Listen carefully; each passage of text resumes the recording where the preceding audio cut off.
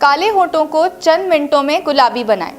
स्याह होंठ चाहे सिगरेट नोशी की वजह से हो या किसी और वजह से, अगर दर्द झेल टोटका 20 दिन मुसलसल इस्तेमाल किया जाए तो इंशाल्लाह आपके होंठ गुलाबी हो जाएंगे। इस नुस्खे को बनाने के लिए आपको दर्द झेल अज्जा दरकार हैं। धनिए की पत्तियाँ 3 से 4 अदद, पुदीने की पत्तियाँ 4 से 5 अदद, चीनी 1 चुटकी, लीमू के कतरे 4 से 5। बनाने का तरीका, तमाम अज्जा को अच्छी तरह से कूट लें, पेस्ट तैयार है। लगाने का तरीका, इस पेस्ट को उंगली की मदद से अपने होंठों पर लगाएं, 20 मिनट तक छोड़ दें, फिर सादा पानी से धो लें। पहली बार के इस्तेमाल से ही आप हैरान रह जाएंगे। मुस्तकिल इस्तेमाल से आपके होंठ मुकम्मल तौर पर पिंक हो जाएंगे।